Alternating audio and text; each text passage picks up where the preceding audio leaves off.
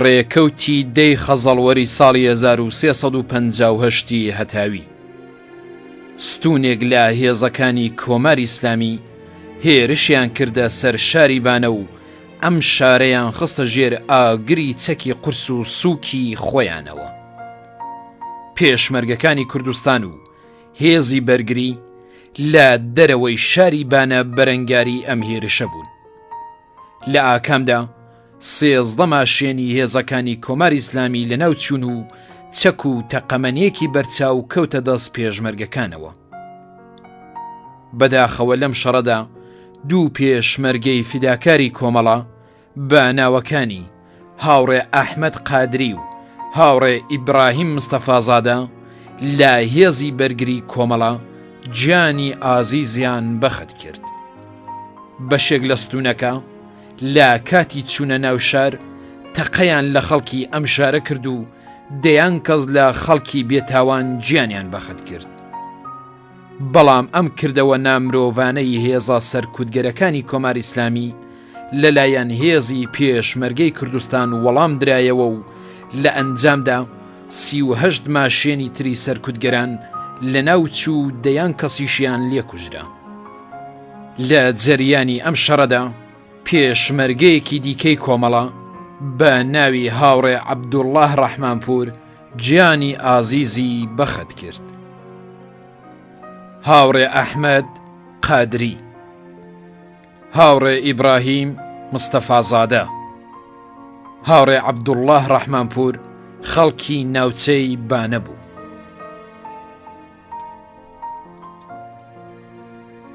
ڕێکەوتی دەی خەزەڵوەری ساڵی 1359 هەتاوی هێزە بەکرێگیراوەکانی کۆماری ئیسلامی هێرشیان کردە سەر ئاوایەکانی گۆلێ و چۆمەڵان سەر بە ناوچەی مەهاباد و دەستیاندایە ئازار و ئەزیەتی خەڵکی ئەم دوو ئاواییە. لەو کاتەدا دوو لاوی ئەم ئاواییان بە ناوەکانی ڕەشید حوسێنپور و کاک قاسم لە هەڵسوڕاوانی کۆمەڵە کە خەریکی بڵاوکردنەوەی خەبەرنامە بوون کەوتنە بەرگولەی بەکرێگیراوانی کۆماری ئیسلامی و گیانی ئازیزیان بەخت کرد. هاوڕێ ڕەشید حوسێنپور ساڵی 1338 هەتاوی لە ئاوایی قومقەڵە سەر بە ناوچەی مەهاباد لەدایک بوو. دەورانی دەبیرستانی لە شاری مەهاباد تەواو کرد و بەهاری ساڵی 1358 هەتاوی بوو بەلایەنگری کۆمەڵە و پاشان پەیوەندی لەگەڵ کۆمەڵە زیاتر کرد.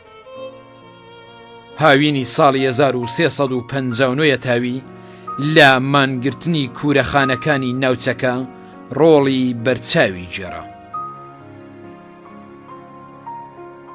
هاوڕێ قاسم لە ئاوایی ئاڵبڵاغ سەر بە ناوچەی شاروێرانی مەهاباد لەدایک بوو. پاش ڕاپەڕینی ساڵی 1357 هەتاوی لەگەڵ کۆمەڵە ئاشنا بوو، پاشان پەیوەندی بە کۆمەڵەوە گرت و چالاکانە درێژەی بە تەبلیغی سیاسەتەکانی کۆمەڵەدا.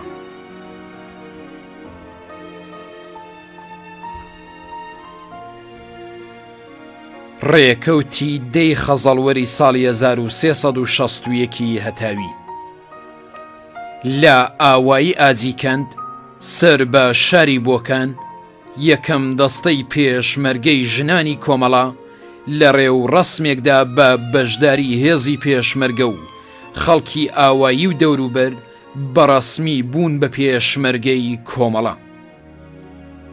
یەکەم دەستە لە ژنانی پێشمەرگەی کۆمەڵە لە ئاوایی ئاجیکەند سەر بە شاری بۆکان لە دوای تەواوکردنی سەرکەوتوانەی دەورەی ئامۆزشی سیاسی و نظامی بە هێزی پێشمەرگەی کۆمەڵە پەیوەست بوون. لەو ڕۆژە بەدواوە ژنانی تێکۆشەری کوردستانی ڕۆژهەڵات پێیان ناوەتە مەیدانی خەباتی پێشمەرگانە و پێ بە پێی پیاوانی ئازادی خواز چالاکیان نواندووە. کۆمەڵە یەکەم حیزبی کوردستانی ڕۆژهەڵات بوو کە ژنانی هێنایە ناو جێرگەی خەباتی سیاسیەوە و شان بە شانی پیاوان چالاکیان نواندووە و تا ئێستاکەش هەر بەردەوامە و ڕۆژ لەگەڵ ڕۆژ نمونەیان زیاتر دەبێ. کۆنگرەی دەی کۆمەڵە مسەوەبەیەکی دادەرێ بەناوی بەیانیەی مافی ژن کە پێک هاتووە لە 46 مادە بۆ مافی ژنان لە کوردستانی ڕۆژهەڵات. ڕێکەوتی دەی خەزەڵوەری ساڵی 1362 هەتاوی پێشمەرگەکانی کۆمەڵە لە عەمەلیاتێکدا هێرشیان کردە سەر مەقڕێکی هێزەکانی کۆماری ئیسلامی لە ئاوایی نجێ سەر بە ناوچەی ژاوەڕۆی سنە و هێزەکانی دوژمنیان تووشی شکستێکی قورس کرد. لەم شەڕەدا زەبرێکی قورسیان لە هێزەکانی کۆماری ئیسلامی وەشاند کە دەیان کەس لە هێزی دوژمن کوژرا. بەداخەوە لە جەریانی ئەم عەمەلیاتەدا پێشمەرگەیەکی فیداکاری کۆمەڵە بەناوی هاوڕێ ئیقباڵ ئەلیاسی گیانی ئازیزی بەخت کرد. هاوڕێ ئیقباڵ ئەلیاسی ساڵی 1335 هەتاوی لە شاری سنە لەدایک بوو. بڕوانامەی دیپلۆمی لە شاری سنە وەرگرت. پاش ڕاپەڕینی ساڵی 1357 هەتاوی پەیوەندی بە کۆمەڵەوە گرت و پاشان هاتە ناو ڕیزی پێشمەرگەی کۆمەڵە. هاوڕێ ئیقباڵ کادری خۆشناو و ئەندامی لێهاتووی کۆمەڵە بوو. ڕێکەوتی دەی خەزەڵوەری ساڵی 1365 هەتاوی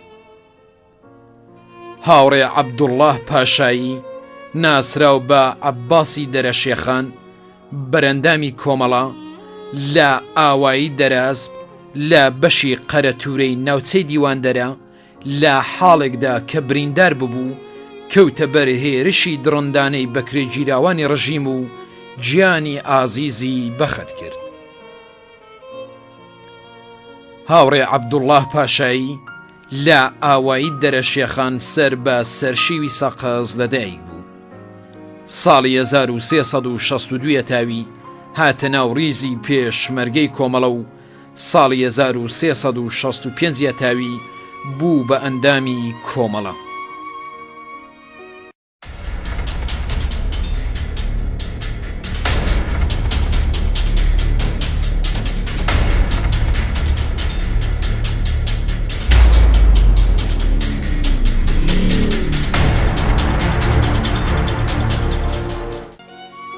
ڕێکەوتی 11 خەزەڵوەری ساڵی 1361 هەتاوی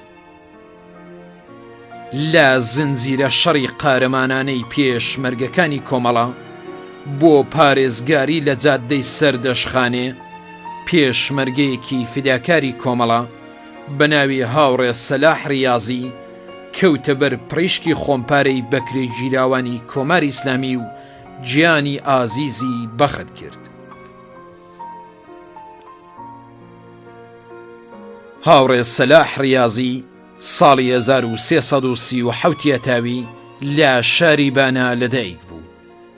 دەورەی دانشسەرایی لە شاری سنە تەواو کرد و بەهاری ساڵی 1358 هەتاوی وەک موعەلیمێک چووە ناوچەی مەریوان و هەر ئەو کات پەیوەندی بە کۆمەڵەوە گرت. ساڵی 1359 هەتاوی بۆ درێژەدان بە خەباتی خۆی هاتە ناو ڕیزی پێشمەرگەی کۆمەڵە و لە هێزی کرێکار سازماندرا و پاش ماوەیەک بەرپرسی دەستەیەک لە پێشمەرگەکانی پێس پێردرا. هاوڕێ سەلاح بەرەندامی کۆمەڵە بوو. ڕێکەوتی 11 خەزەڵوەری ساڵی 1372 هەتاوی دوو کادری لە مێژینەی کۆمەڵە باناوەکانی هاوڕێ سولەیمان مەعروفزادە و هاوڕێ محەممەد مامل لە بەفر و بۆرانی کوێستانە سنووریەکانی کێلەشین بەهۆی سەرما و برسیەتیەوە گیانی ئازیزیان لەدەستدا. هاوڕێ محەممەد مامل ساڵی 1320 هەتاوی لە ئاوایی باڵاگیری سەر بە ناوچەی نەغەدا لەدایک بوو. لەگەڵ دەستپێکردنی هەڵسوڕانی ئاشکرەی کۆمەڵە پەیوەندی بە کۆمەڵەوە گرت و هاتە ناو ڕیزی پێشمەرگەی کۆمەڵە. بەڵام پاش ماوەیەک بەهۆی گرفتی خێزانیەوە گەڕایەوە ئێران و لە ئێرانیش دەستی هەڵنەگرت لە ژیانی سیاسی و پەیوەندیە تەشکیلاتیەکانی خۆی لەگەڵ کۆمەڵە نەچڕاند. هاوڕێ سولەیمان مەعروفزادە ساڵی 1340 تاوی لە ئاوایی دێشەمسی سەر بە ناوچەی شنۆ لەدایک بوو. پاش ڕاپەڕینی ساڵی 1357 تاوی پەیوەندی بە کۆمەڵەوە گرت و لەو کاتەوە تا کاتی گیان بەخەتکردنی لە پەیوەندی لەگەڵ کۆمەڵە و لە پێناو بردنە پێشی ئامانج و سیاسەتەکانی کۆمەڵە درێغی نەکرد.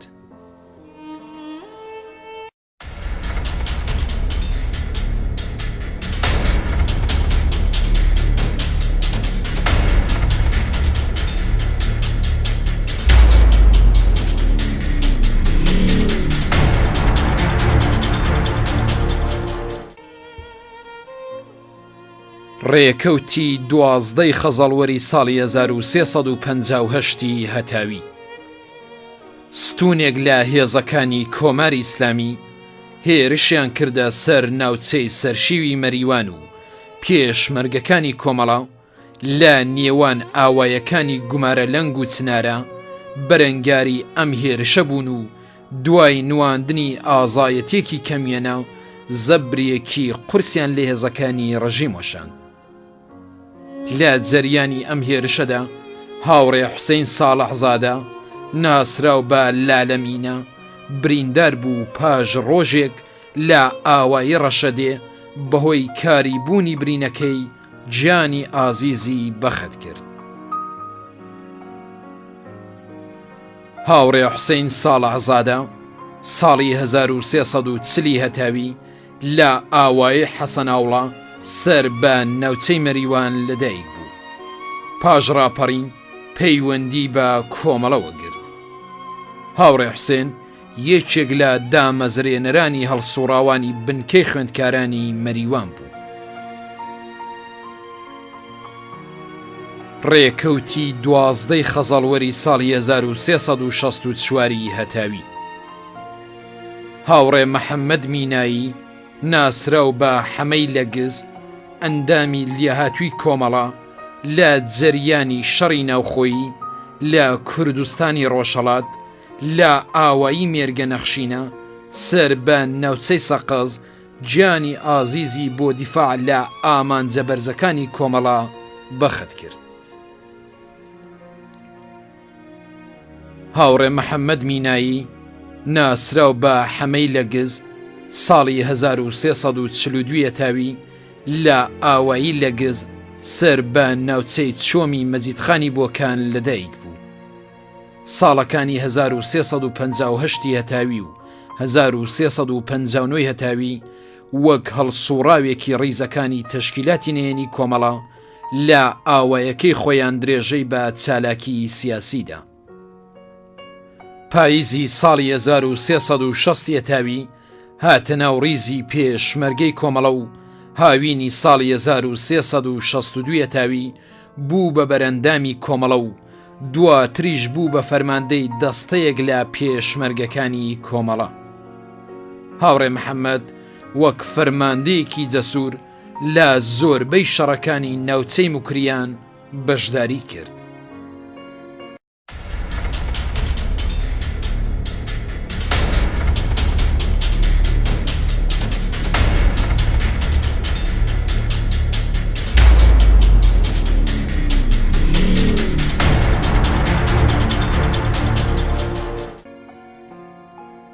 ڕێکەوتی 13 خەزەڵوەری ساڵی 1359 هەتاوی هاوڕێ ئیرەج پاکزاد لایەنگری تێکۆشەری کۆمەڵە لە قەتڵ و عامی خەڵکی زەحمەتکێش و بێدیفاعی ئاوایی ئیندرقاش سەر بە ناوچەی مەهاباد بەدەستی جەنایەتکارانی کۆماری ئیسلامی گیانی ئازیزی بەخەت کرد.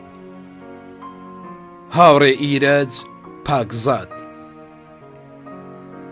ڕێکەوتی 13 خەزەڵوەری ساڵی 1366 هەتاوی پێشمەرگەیەکی فیداکاری کۆمەڵە بە ناوی هاوڕێ عەلی سەمەندپور بەهۆی نەخۆشی لە شاری مەریوان گیانی ئازیزی لەدەستدا.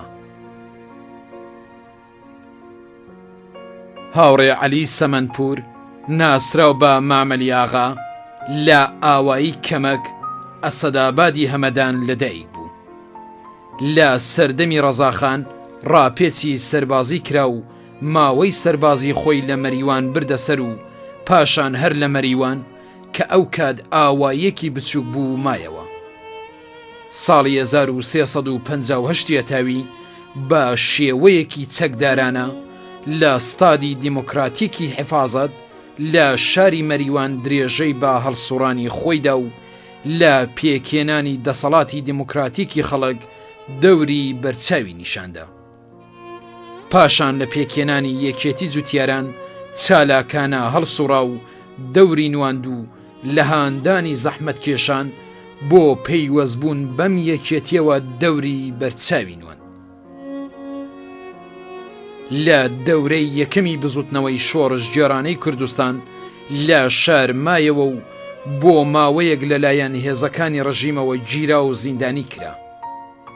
پاش ئازادبوونی وەک تێکۆشەرێکی کۆمەڵە درێژەی بە هەڵسوڕاندا. پاییزی ساڵی 1358 تاوی دوای گیرانەوەی شار لەلایەن هێزی پێشمەرگەی کۆمەڵە و خەڵک هاتە ناو ریزی پێشمەرگەی کۆمەڵە و درێژەی بە هەڵسوڕانی خۆیدا.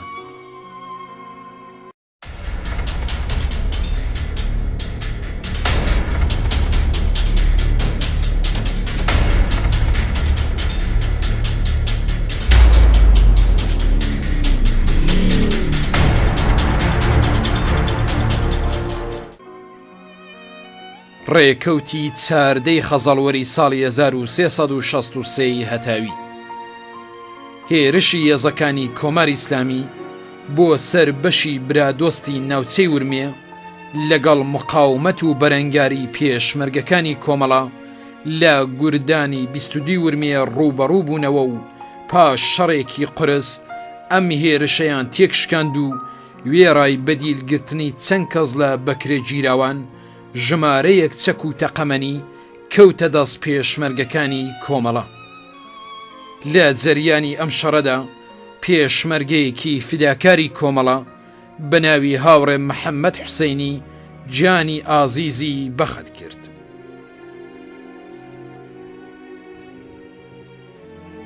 هاوڕێ محەممەد حوسەینی ناسراو بە حەمەی لەگزی لە ئاوایی لەگزی سەر بە ناوچەی سەقەز لەدایک بوو.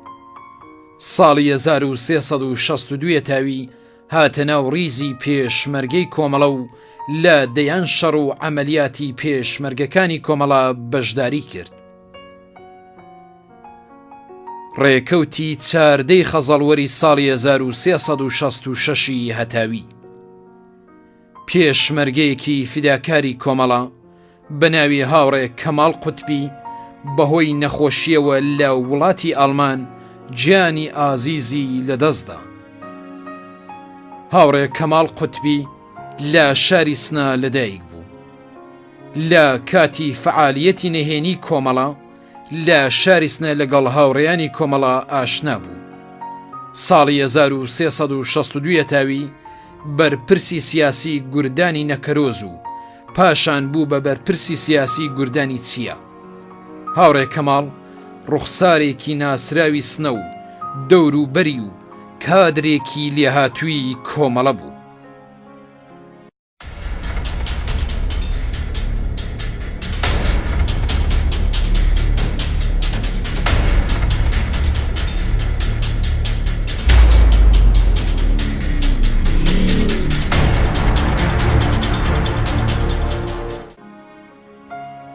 ڕێکەوتی 15 خەزەڵوەری ساڵی 1363 هەتاوی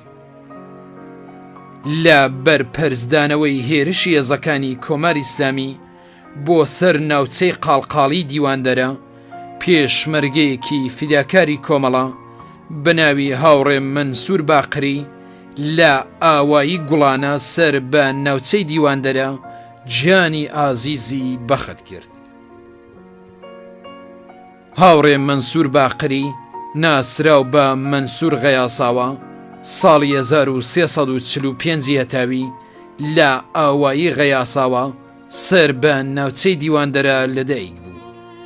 ساڵی 1360 هەتاوی هاتە ناو ریزی پێشمەرگەی کۆمەڵە.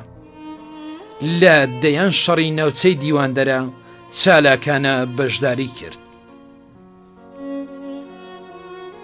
ڕێکەوتی 15 خەزەڵوەری ساڵی 1366 هەتاوی بەهۆی ئازار و ئەشکەنجەی هێزە سەرکوتگەرەکانی کۆمار ئیسلامی لە شاری سنە هەڵسوڕاوێکی تەشکیلاتی کۆمەڵە بەناوی هاوڕێ محەممەد کازمی گیانی ئازیزی بەخت کرد.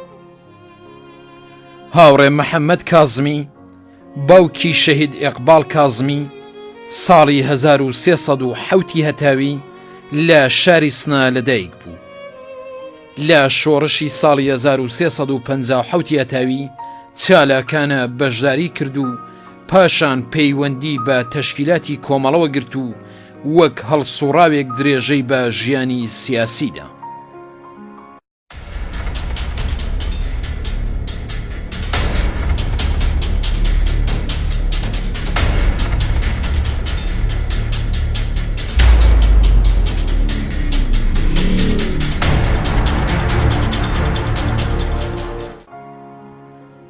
ڕێکەوتی 16 خەزەڵوەری ساڵی 1359 هەتاوی لە جەریانی شەڕ و پێکدادان لە نێوان هێزەکانی ڕزگاری و هێزی پێشمەرگەی کۆمەڵە لە ئاوایی بێساران سەر بە ناوچەی سنە هاوڕێ عەلی قوتبی پێشمەرگەی فیداکاری کۆمەڵە گیانی ئازیزی بەخت کرد. هاوڕێ عەلی قوتبی ناسراو بە سالار ساڵی 1390 هەتاوی لە ئاوایی بێساران سەر بە ناوچەی سنە لەدایک بوو. لە وڵاتی عێراق درێژەی بە خوێندندا و لە بزوتنەوەی ساڵی 47 و 48 چالاکانە بەشداری کرد. ساڵی 1354 هەتاوی بۆ دووەم جار لەلایەن ساواکەوە دەستگیر کرا. لە جەنگەی ڕاپەڕینی ساڵی 1357 هەتاوی لەگەڵ کۆمەڵێک لە هاوڕێیانی کۆمەڵە یەکسانیان دامەزراند و ساڵی 1358 هەتاوی بوو بە پێشمەرگەی کۆمەڵە. ڕێکەوتی 16 خەزەڵوەری ساڵی 1361 هەتاوی دەستەیەک لە پێشمەرگەکانی کۆمەڵە و دەستەیەک لە پێشمەرگەکانی چریکی فدایی هێرشیان کردە سەر پایەگەی ئاوایی گەردیگلان سەر بە ناوچەی بۆکان و پاش شەڕێکی 3 سەعاتە زەبرێکی قورسیان لە هێزەکانی کۆماری ئیسلامی وەشاند. لەم شەڕەدا چەندین کەس لە هێزەکانی ڕژیم کوژران. بەداخەوە لە جەریانی ئەم شەڕەدا پێشمەرگەیەکی فداکاری کۆمەڵە بە ناوی هاوڕێ یەحیا قادری گیانی ئازیزی بەخت کرد.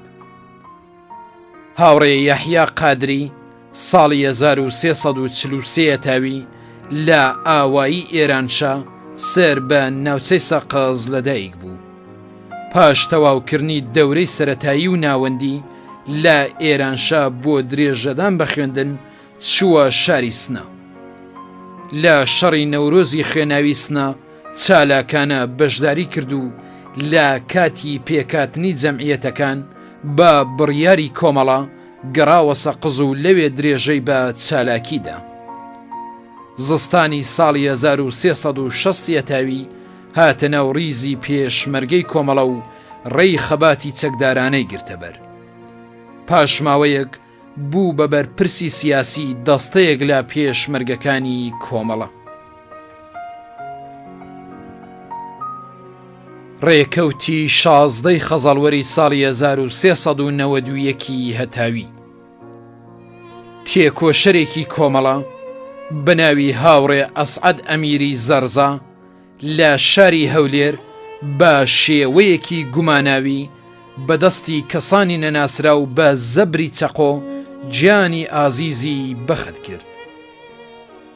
هاوڕێ ئەسعەد ئەمیری زەرزە سەرماوەزی ساڵی 1349 تاوی لە میراوەی شنۆ لەدایک بوو. بەهۆی کۆچی بنەماڵەکەی بۆ شاری ورمێ دەورانی خوێندنی ناوەندی لە شاری ورمێ خوێند. خوێندنی دواناوەندیشی لە شاری شنۆ تەواو کرد و لەم شارە بڕوانامەی دیپلۆمی وەرگرت و هەرەو کات بۆ درێژەدان بە خوێندن لە زانکۆی شەهررازی ئیسفەهان وەرگیرە. هاوڕێ ئەسعەد وێڕای ئەوەی دەرسی دەخوێند وەرزشکارێکی لێهاتووش بوو. ماوەی 8 ساڵ لە شاری شنۆ مڕەبی وەرزشی ڕەزمی بوو. هاوڕێ ئەسعەد ساڵی 1379 تاوی هات بۆ کوردستانی عێراق و پەیوەندی بە کۆمەڵەوە گرت و دوای ماوەیەکی کورت دەگەڕێتەوە بۆ شاری شنۆ. هەر ساڵی 1379 تاوی لە شاری مەهاباد دەست بەسەر دەکرێ و ماوەی 10 ساڵ و 6 مانگ زیندانی بەسەردا دەسەپێ و ڕەوانەی زیندانی شاری ورمێ دەکرێت. هاوڕێ ئەسعەد دوای نزیک بە 9 ساڵ زیندانی ئازاد کرا و ساڵی 1388 تاوی دیسان پەیوەندی بە تەشکیلاتی کۆمەڵەوە گرت.